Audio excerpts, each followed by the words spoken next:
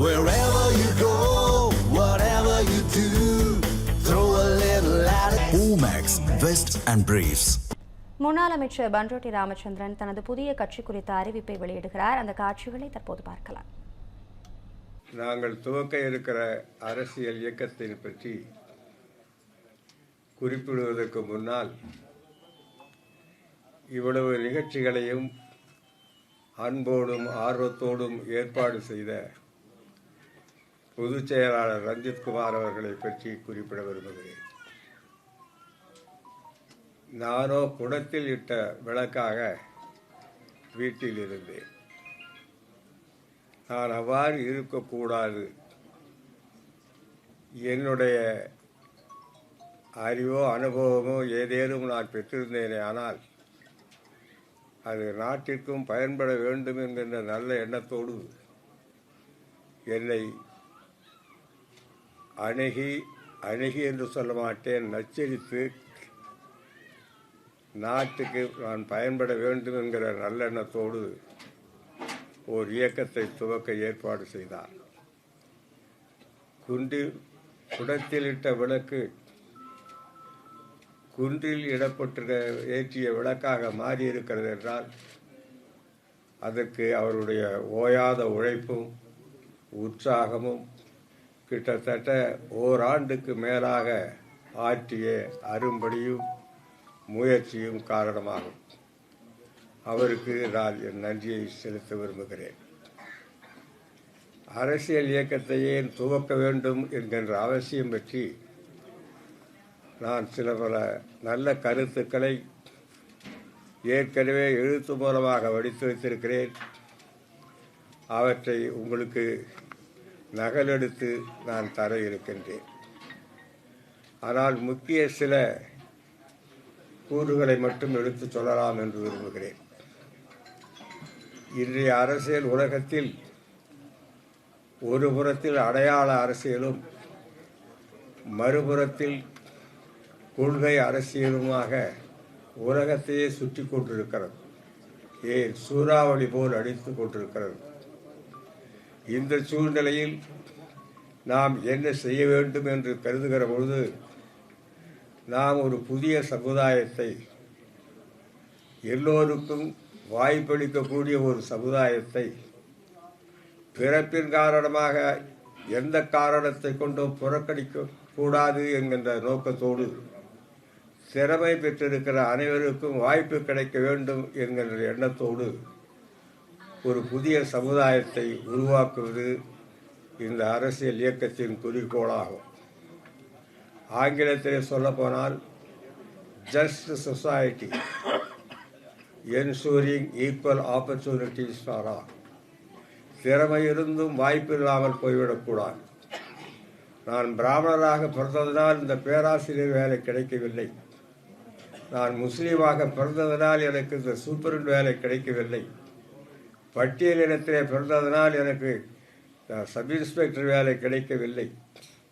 இஸ்லாமியராக பிறந்ததனால் எனக்கு ஆசிரியர் வேலை கிடைக்கவில்லை. கிறிஸ்தவராக பிறந்ததனால் எனக்கு அரசாங்கத்திலே எந்த வார்டன் உத்தியோகம் கூட கிடைக்கவில்லை என்று யாரும் மனக்குறை ஏற்படக்கூடாது. பிறப்பின் காரணமாக ஏற்பட்டிருக்கின்ற இந்த சூழ்நிலை அறவே மறந்து பிறந்திருக்கிற ஒவ்வொருவருக்கும் அவருடைய திறமைக்கேற்ற வாய்ப்பை ஒரு சமுதாயம் தர வேண்டும். அப்பொழுதுதான் அந்த சமுதாயம் அமைதியாகவும் முன்னேற்றகரமாகவும் இருக்கும். யாரும் நாம் புறக்கணிக்கப்பட்டோம் என்கின்ற உணர்வோடு இருக்கக்கூடாது. அதை இரு கூறாக குறிப்பிடுவார்கள். ஒன்று ஃபார்மல் ஈக்குவாலிட்டி, இன்னொன்று சப்ஸ்டான்ஷியல் ஈக்குவாலிட்டி. ஃபார்மல் ஈக்குவாலிட்டி என்பது ஜாதி, மதம், இனம், மொழி என்று பிறப்பினால் ஏற்படுவது. அதற்கு நாம் பொறுப்பல்ல. நாம் எங்கே போய் பிறக்கப் போகிறோம் என்பது நமக்கு தெரியாது. ஆகையினாலே நாம் பிறந்ததன் காரணமாகவே நாம் சில பல கஷ்டங்களுக்கோ அல்லது வாய்ப்பின்மைக்கோ ஆளாகக்கூடாது. அது ஃபார்மல் ஈக்குவாலிட்டி. இன்னொன்று சப்ஸ்டான்ஷியல் ஈக்குவாலிட்டி. போட்டியிடுகிற வாய்ப்பு கிடைத்தால் மட்டும் போராது, போட்டியிடுகிற தகுதியும் வேண்டும்.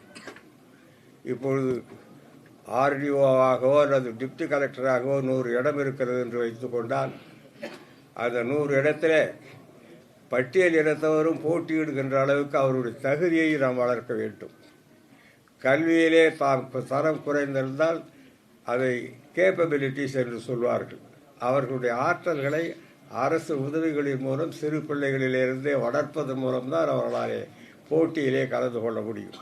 100 இடம் காலி இருக்கிறது என்று சொல்லிவிட்டு யாருமே வரவில்லை என்றால் அதனால் பயனில்லை.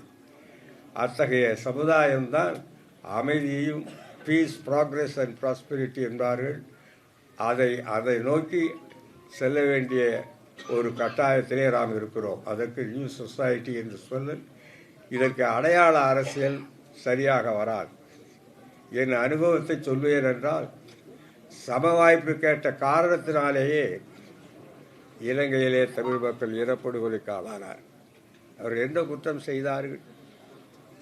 சிங்களவர்களைப் போல எங்களுக்கும் படிப்பிலே இடம் வேண்டும், சிங்களவர்களைப் போல எங்களுக்கும் குடியுரிமை வேண்டும், சிங்களவர்களைப் போல நாங்களும் அரசு வேலைகளிலே சேர வேண்டும், சிங்களவர்களைப் போல எங்கள் மொழியும் ஆட்சி மொழியாக இருக்க வேண்டும்.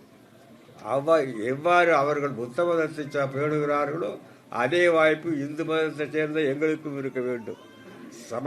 சம வாய்ப்பு கேட்ட காரணத்தினாலே இனப்படுகொலைக்கு ஆளானார்கள். சரி, இனப்படுகொலை செய்தவர்கள் என்ன ஆனார்கள்?